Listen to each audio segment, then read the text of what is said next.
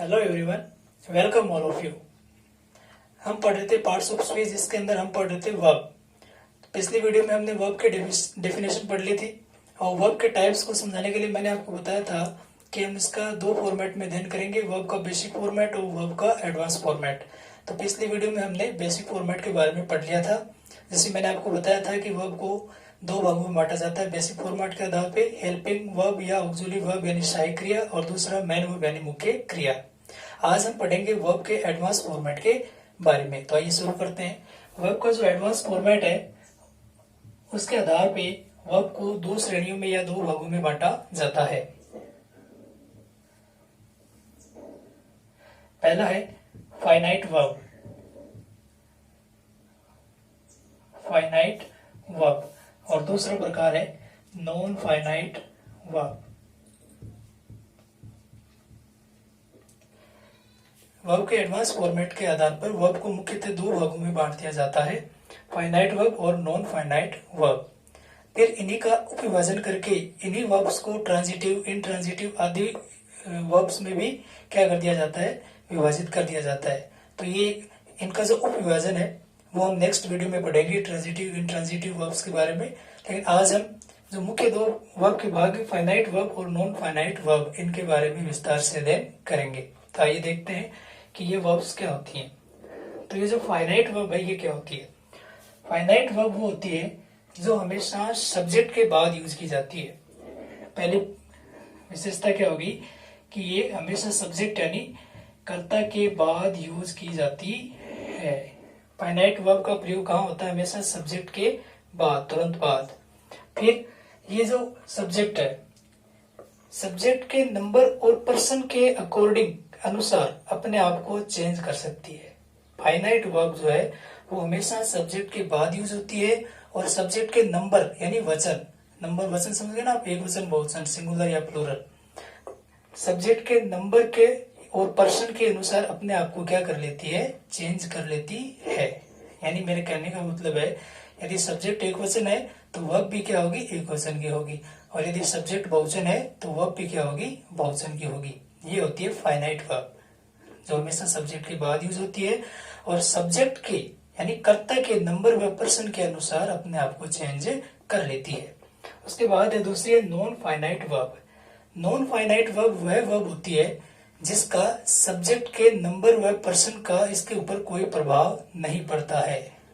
Non finite verb वह होती है जिसके ऊपर सब्जेक्ट के नंबर व पर्सन यानी नंबर यानी वचन का व पर्सन यानी पुरुष का कोई प्रभाव नहीं पड़ता है। सब्जेक्ट चाहे एक वचन हो चाहे बहुवचन हो, नॉन फाइनाइट वर्ब दोनों के साथ सेम रहती है।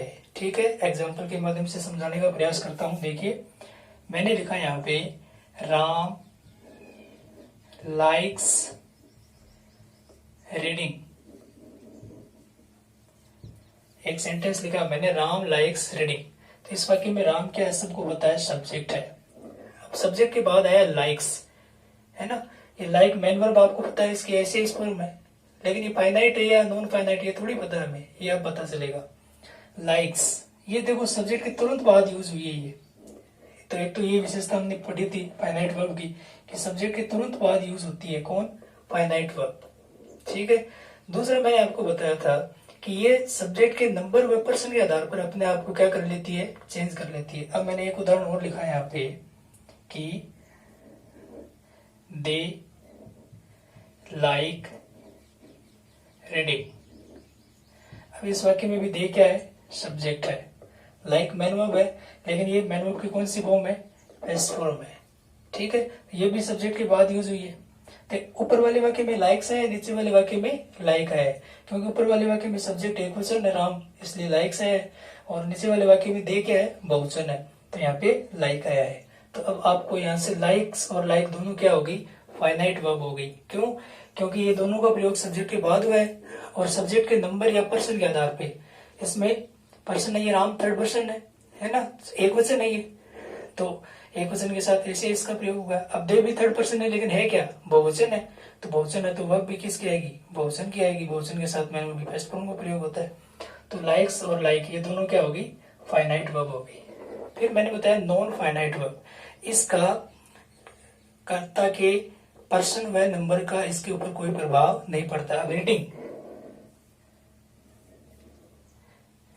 है ना, रीडिंग दोनों में सेम है, यहाँ करता रहा मैं, यहाँ पे अब ये रीडिंग वर्ब भी है ना, ये नॉन फाइनाइट वर्ब है। इसके जो प्रकार हैं वो आपको आगे मैं विस्तार से बताऊंगा। अभी मैंने सिर्फ एग्जांपल में आपको बताया कि फाइनाइट नॉन फाइनाइट क्या होती है, ताकि आपको थोड़ा सा पता लग सके। ठीक है, अब हम इनके प्रकारों के बारे में, काइंड्स के बारे में विस्तार से पढ़ते हैं। तो आइए शुरू करते हैं।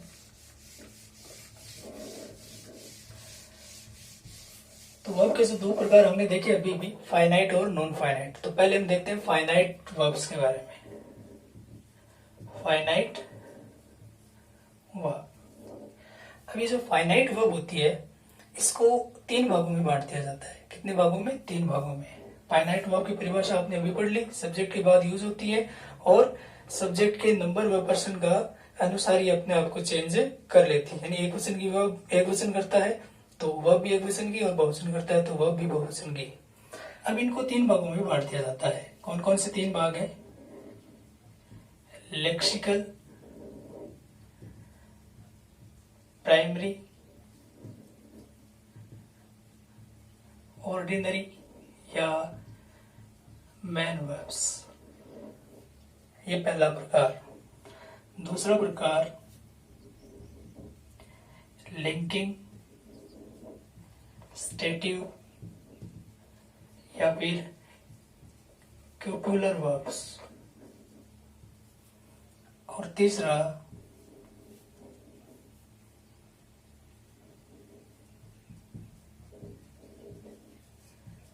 Auxiliary verbs. ये फाइनाइट वर्ब के 3 प्रकार हैं। पहला प्रकार है लेक्सिकल वर्ब्स, जिसको अन्य किन के नामों से जाना जा सकता है। लेक्सिकल को आप प्राइमरी वर्ब, ऑर्डिनरी वर्ब या मैन वर्ब के नाम से भी जान सकते हैं। ये एक के ही नाम है, लेक्सिकल, प्राइमरी, ऑर्डिनरी या मैन वर्ब। दूसरा प्रकार है लिंकिंग वर्ब, जिसको आप स्टेटिव वर्ब या क्यूपुलर वर्ब के नाम से भी जान सकते हैं। और तीसरा प्रकार है ऑक्सिलरी वर्ब्स, यानी सहायक क्रियाएं, जो हम पहले बेसिक में पढ़ चुके हैं वही होती हैं। अब इनके बारे में मैं आपको बता दूं कि ये लेक्सिकल, प्राइमरी, ऑर्डिनरी या मैन वर्ब क्या होती है। लेक्सिकल, प्राइमरी, ऑर्डिनरी या मैन वर्ब वह वर्ब होती हैं जो सेंटेंस के अंदर एक्शन को रिप्रेजेंट करती हैं, यानी कार्य को। सेंटेंस के अंदर क्या कार्य हुआ है, क्या कार्य हो रहा है, या क्या कार्य हो चुका है, या क्या कार्य हो चुका था, या क्या कार्य आगे होगा, यानी कार्य के विषय के बारे में हमें जानकारी मिलती है। कौन सी वर्ब के माध्यम से? लेक्सिकल, प्राइमरी, ऑर्डिनरी या मैन वर्ब्स के माध्यम से। ये मैन वर्ब होती है सेंटेंस की, है ना, तभी इसको मैन वर्ब कहा जाता है। मैंने एक एग्जांपल लिखा, देखिए कि he gave me A pen. ही यानी वह या उसने, गेव यानी दिया, मी यानी मुझे, ए पेन एक पेन, उसने मुझे एक पेन दिया। इस सेंटेंस में क्या कार्य हुआ? पेन देने का कार्य हुआ, तो गेव। अब ये सेंटेंस है मैन वर्ब है, मैन वर्ब की सेकंड फॉर्म आप सबको पता है, तो ये क्या होगी? लेक्सिकल, प्राइमरी, ऑर्डिनरी या मैन वर्ब। समझ गया? या फिर जैसे मैंने लिखा कि I played cricket. I played cricket लिख दो, आई प्ले क्रिकेट लिख दो। आई प्ले क्रिकेट में क्रिकेट खेलता हूँ, आई प्लेड क्रिकेट मैंने क्रिकेट खेला। तो आई प्लेड क्रिकेट, मैंने क्रिकेट खेला, मेरे द्वारा क्या कार्य हुआ? क्रिकेट खेलने का कार्य हुआ, है ना। कार्य का विषय क्या था? क्रिकेट खेलना। तो यहाँ पे प्लेड क्या है? लेक्सिकल वर्ब है, जिसको आप प्राइमरी, ऑर्डिनरी या मैन वर्ब के नाम से भी जान सकते हैं। समझ गया? तो ये वाक्य की सेंटेंस की मैन वर्ब ही होती है, ठीक है ना। अब ये जो लेक्सिकल, प्राइमरी या ऑर्डिनरी या मैन वर्ब है, इसको भी 2 भागों में बांटा गया है। कौन कौन से 2 भाग है? देख लो आप। पहला इसका भाग है रेगुलर या वीक वर्ब्स, और इसका जो दूसरा भाग है वो है इरेगुलर या स्ट्रॉन्ग वर्ब्स। रेगुलर वर्ब्स जिनको वीक वर्ब्स के नाम से भी जाना जाता है, और दूसरा प्रकार है इरेगुलर वर्ब्स जिनको स्ट्रॉन्ग वर्ब्स के नाम से भी जाना जाता है। तो रेगुलर वर्ब्स वो होती हैं जिनकी सेकंड और थर्ड फॉर्म एक समान होती है। रेगुलर या वीक वर्ब्स वो होती हैं जिनकी सेकंड और थर्ड फॉर्म एक समान होती है और ज्यादातर ये ईडी लगाने से बनती हैं। जैसे प्ले, अब प्ले की सेकंड और थर्ड फॉर्म सेम है, प्लेड, प्लेड। तो वो वर्ब्स जिनकी सेकंड और थर्ड फॉर्म एक समान होती हैं, प्ले की सेकंड भी प्लेड है और थर्ड भी प्लेड, एक समान है, तो ये हो गई रेगुलर या वीक वर्ब। ठीक है। और इरेगुलर या स्ट्रॉन्ग वर्ब्स वो होती है जिनकी सेकंड और थर्ड फॉर्म एक जैसी नहीं होती, यानी अलग अलग होती हैं। जैसे मैंने लिखा राइट, अब राइट की सेकंड फॉर्म क्या होती है, रोट, और थर्ड फॉर्म क्या होती है, रिटन। तो राइट, रोट, रिटन तीनों फॉर्म में अलग अलग है, तो ये हो गई इरेगुलर या स्ट्रॉन्ग वर्ब। फाइनाइट वर्ब के अंदर हम पहला प्रकार पढ़ रहे हैं लेक्सिकल, प्राइमरी, ऑर्डिनरी या मैन वर्ब। तो lexical, primary, ordinary, man verb क्या होती है, ये सेंटेंस के अंदर एक्शन को रिप्रेजेंट करती है, कार्य के विषय के बारे में हमें बताती है। ठीक है। और ये भी दो भागों में बांट दिया गया इसको भी, रेगुलर या वीक वर्ब्स और इरेगुलर या स्ट्रॉन्ग वर्ब्स। तो जिन वर्ब्स की सेकंड व थर्ड फॉर्म एक समान होती है वो रेगुलर या वीक वर्ब्स होती है, और जिनकी सेकंड और थर्ड फॉर्म एक समान नहीं होती है, अलग अलग होती है, वो इरेगुलर या स्ट्रॉन्ग वर्ब्स कहलाती हैं। तो ये हो गया पहला प्रकार। अब फाइनाइट वर्ब का जो दूसरा प्रकार है लिंकिंग वर्ब, जिसको आप स्टेटिव या कॉपुलर वर्ब्स के बारे में भी के नाम से भी पुकार सकते हैं। पिछले वीडियो में आपने लिंकिंग या स्टेटिव दोनों नाम सुने होंगे। अब देखिए लिंकिंग वर्ब क्या होती है। लिंकिंग वर्ब वह वर्ब होती है जो सब्जेक्ट को किसी ऐसे वर्ड या फ्रेज के साथ जोड़ती है जो उसकी स्थिति के बारे में बताता है, यानी ये स्टेट ऑफ बीइंग है। पूरी की पूरी जो ये वर्ब होती हैं ये स्टेट ऑफ बीइंग होती है। मेरे कहने का मतलब है कि ये जो वर्ब्स होती हैं ये व्यक्ति की स्थिति के बारे में बताती हैं। समझ गए आप। अब मैंने एक सेंटेंस लिखा है यहाँ पे कि Ram is a teacher. Linking verb क्या होती है, जो सब्जेक्ट को किसी एक ऐसे वर्ड या फ्रेज के साथ जोड़ती है जो उसकी स्थिति बताता है। अब ये सब्जेक्ट है, इस सब्जेक्ट के आगे वर्ब क्या है, इज। अब इस राम को इस ने इस टीचर के साथ जोड़ा है, यानी लिंकिंग वर्ब वो होती है जो सब्जेक्ट को किसी ऐसे वर्ड या फ्रेज के साथ, फ्रेज का अर्थ होता है वाक्यांश, यानी थोड़ा सा एक शब्द से थोड़ा सा बड़ा, साथ जोड़ती है जो उसकी स्थिति के बारे में बताता है। Ram is a teacher, Ram एक अध्यापक है। अब मैंने आपको पिछली वीडियो में बताया था कि इज जो है, is are am was were do does did has have had, ये हेल्पिंग वर्ब और मैन वर्ब दोनों का काम करते हैं, है ना। अब ये देखो हम पढ़ रहे हैं फाइनाइट वर्ब में, तो ये जो इज है ये यहाँ पे क्या है, स्टेटिव वर्ब, यानी यहाँ पे मैन वर्ब का कार्य कर रहा है, कि हेल्पिंग वर्ब का। हेल्पिंग वर्ब का कब करता है, जब इसके आगे क्या होती, मैन वर्ब होती। ठीक है। फिर जैसे मैंने एक सेंटेंस लिखा कि Ram looks happy.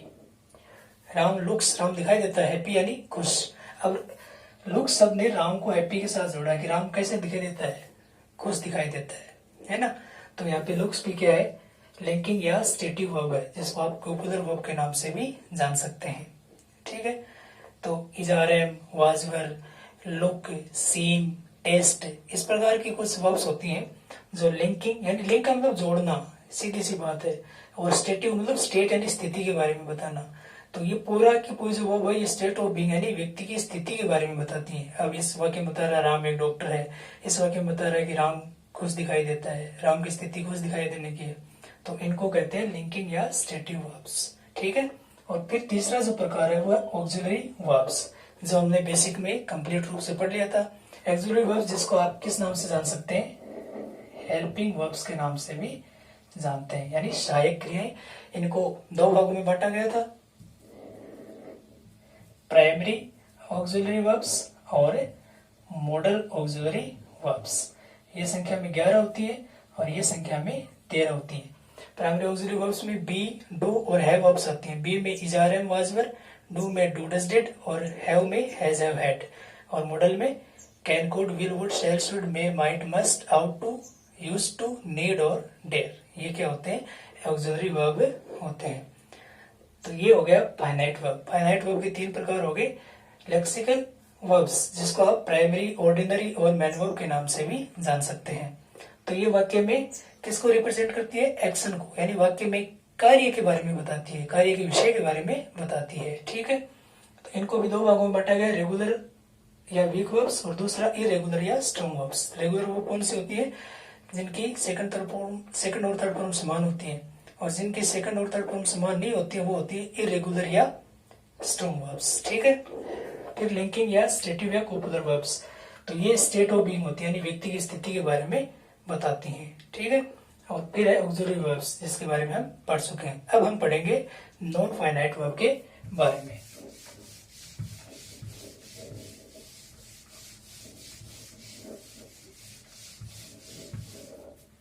Non finite,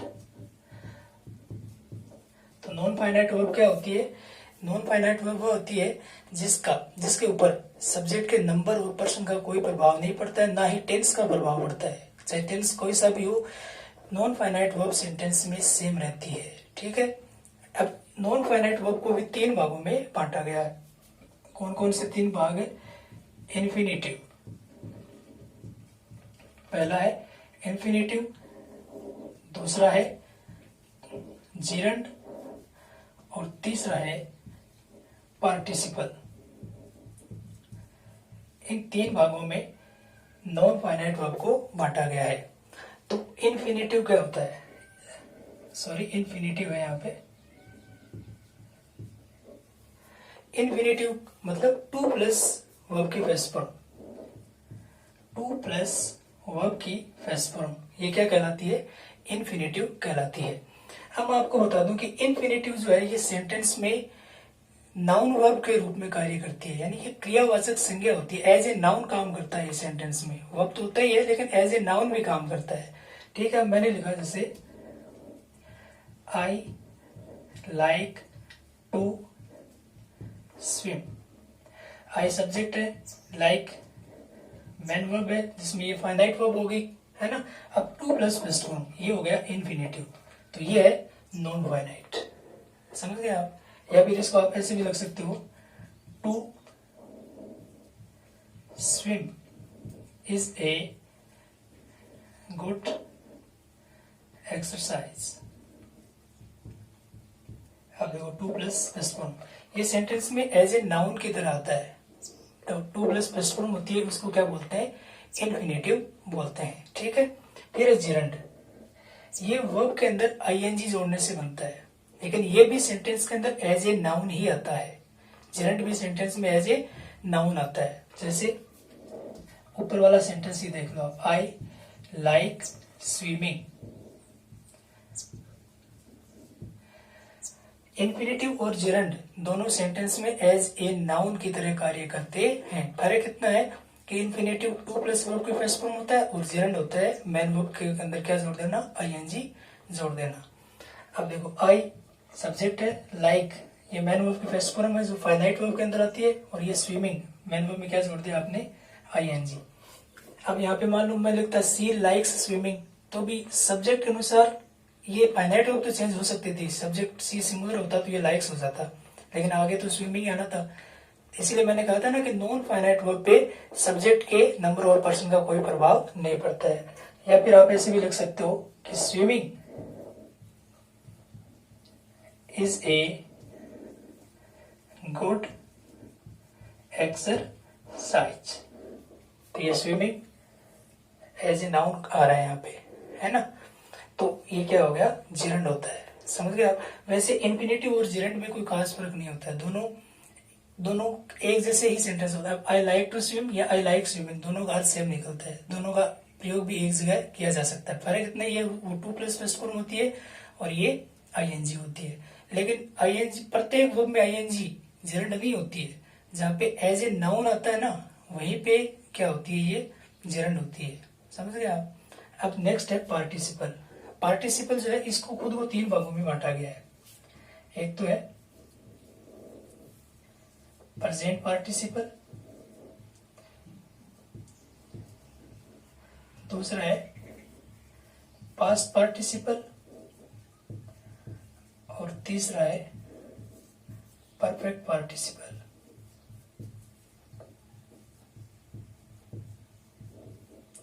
दो के बारे में तो हम थोड़ा सा पहले जान चुके हैं। जब हमने वर्ब का बेसिक फॉर्मेट पढ़ा था तो मैन वर्ब के अंदर मैंने आपको बताया था कि वर्ब की जो थर्ड फॉर्म होती है वो पास्ट पार्टिसिपल कहलाती है, वर्ब की जो आईएनजी फॉर्म होती है वो प्रेजेंट पार्टिसिपल कहलाती है, हमने पढ़ा था, है ना। तो अब इनके बारे में थोड़ा विस्तार से अध्ययन करते हैं। प्रेजेंट पार्टिसिपल क्या होता है? तो प्रेजेंट पार्टिसिपल होता है आईएनजी फॉर्म। वर्ब की जो बेस फॉर्म होती है मुख्य क्रिया, है ना, उसमें क्या जोड़ देना? आईएनजी फॉर्म जोड़ देना। पार्टिसिपल क्या होती है? वर्ब की थर्ड फॉर्म, ठीक है। वर्ब के अंदर मैन वर्ब की कौन सी फॉर्म? Third form. और परफेक्ट पार्टिसिपल क्या होती है? हैविंग प्लस वर्ब की थर्ड फॉर्म। ये इन तीनों का स्ट्रक्चर है, ठीक है। प्रेजेंट पार्टिसिपल वर्ब की बेस फॉर्म प्लस आईएनजी, यानी वर्ब की बेस फॉर्म मतलब मुख्य क्रिया के अंदर आईएनजी। पास्ट पार्टिसिपल वर्ब की थर्ड फॉर्म और perfect participle having plus verb की थर्ड फॉर्म। अब देखो, लेकिन जो पार्टिसिपल होता है ये सेंटेंस के अंदर एज ए वर्ब या एज एन एडजेक्टिव यानी विशेषण की तरह कार्य करता है। इन्फिनेटिव और जेरंड ये तो करते हैं एज ए नाउन, और पार्टिसिपल करता है एज ए वर्ब, या तो एक क्रिया के रूप में या एज एन एडजेक्टिव या फिर एक विशेषण के रूप में। अब मैं एक सेंटेंस लिख रहा हूं, देखिए। आई शा ए बर्निंग हट। आई यानी मैंने, ये यहाँ पे क्या हो गया? सब्जेक्ट। आई के तुरंत बाद जो वर्ब आई है, सब्जेक्ट के तुरंत बाद यूज होने वाली वर्ब कौन सी होती है? फाइनाइट वर्ब होती है, तो ये तो फाइनाइट वर्ब है। आगे देखो, ए बर्निंग, अब बर्न वर्ब की फॉर्म होती है ना, वर्ब होती है। अब इसमें आईएनजी जुड़ा हुआ है, बर्निंग, ठीक है।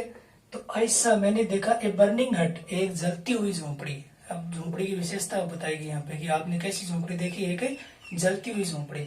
तो बर्न के अंदर क्या लगा? ये यहाँ पे एडजेक्टिव है, क्या है? विशेषण है ना, कि मैंने एक जलती हुई झोंपड़ी देखी, झोंपड़ी की विशेषता हो गई है। तो बर्न के अंदर जो आईएनजी लगा हुआ है ये यहाँ पे क्या है? प्रेजेंट पार्टिसिपल है। अब आईएनजी तो जेरेंड भी होता है और आईएनजी प्रेजेंट पार्टिसिपल भी है, but what is the difference between gerund and present participle?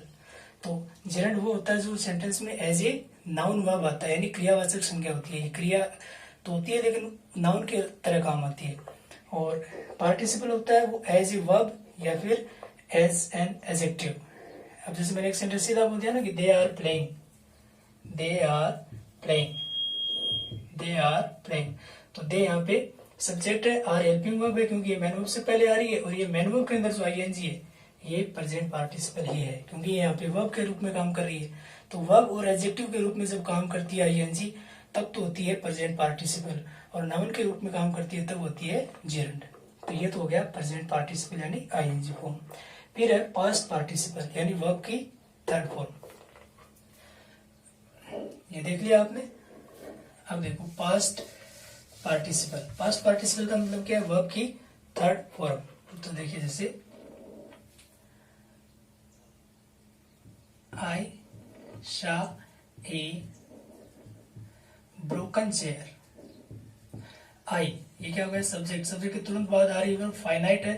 अब फाइनाइट में कौन सी है? ये प्रकार हम पढ़ चुके हैं, आप देख सकते हो आराम से।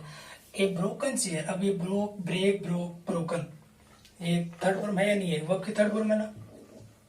तो ए ब्रोकन चेयर, एक टूटी हुई कुर्सी, कुर्सी की विशेषता बताइए ब्रोकन शब्द ने, है ना। तो ये यहाँ पे ब्रोकन एज एन एडजेक्टिव काम कर रहा है, विशेषण की तरह कार्य कर रहा है कि ऐसा है ए ब्रोकन चेयर। तो यहाँ पे जो वर्ब की थर्ड फॉर्म बना ये है पास्ट पार्टिसिपल, पास्ट पार्टिसिपल। या फिर जैसे I have finished my home work, तो ये एज ए वर्ब है यहाँ पे फिनिश्ड, है ना, थर्ड फॉर्म है ये वर्ब की। तो ये हेल्पिंग वर्ब है क्योंकि ये मैन वर्ब से पहले आई है, तो ये यहाँ पे वर्ब का काम कर रही है। तो एज ए वर्ब या एज एन एडजेक्टिव जब काम करती है वर्ब की थर्ड फॉर्म तो वो पास्ट पार्टिसिपल कहलाती है, ठीक है। और अब तीसरा प्रकार पार्टिसिपल का परफेक्ट पार्टिसिपल यानी हैविंग प्लस थर्ड फॉर्म। इसका प्रयोग तब किया जाता है जब एक कार्य पूरा हो जाता है और उसके बाद दूसरा कार्य क्या किया जाता है? शुरू किया जाता है। जैसे देखो, he took his food. He went to school. अब एक दो सेंटेंस है. He took his food. उसने अपना भोजन लिया. He went to school. वह विद्यालय चला गया. पहला कार्य He took his food. उसने अपना भोजन लिया. तो अब जो यहाँ पे है ना, इसकी जो स्ट्रक्चर क्या है, हैविंग प्लस वर्ब की थर्ड फॉर्म. तो आप शुरू में क्या लिख देंगे, हैविंग, और टुक की थर्ड फॉर्म क्या बना देंगे, taken. Having taken food, he went to school. तो इस प्रकार के जो सेंटेंस आते हैं ना, हैविंग प्लस वर्ब की थर्ड फॉर्म, ये कहलाते हैं perfect participle. Having plus main verb की थर्ड फॉर्म, ये क्या कहलाते हैं, परफेक्ट पार्टिसिपल. तो ये था हमारा फाइनाइट और नॉन फाइनाइट वर्ब. यानी वर्ब के जो एडवांस फॉर्मेट में हमने पढ़ा कि वर्ब को मुख्यतः दो श्रेणी में बांटा जाता है, फाइनाइट और नॉन फाइनाइट. फिर इनका उपविभाजन करके इनको ट्रांजिटिव एंड ट्रांजिटिव में बांट दिया जाता है, जिसका अध्ययन हम नेक्स्ट वीडियो में करेंगे. ठीक है, आई होप आपको अच्छे से समझ में आया होगा. नेक्स्ट वीडियो में हम उनके बारे में भी अध्ययन करेंगे. एक बार चैनल को अगर आपने अभी तक सब्सक्राइब नहीं किया है तो प्लीज सब्सक्राइब करें और बेल आइकन को जरूर प्रेस करें. Thank you.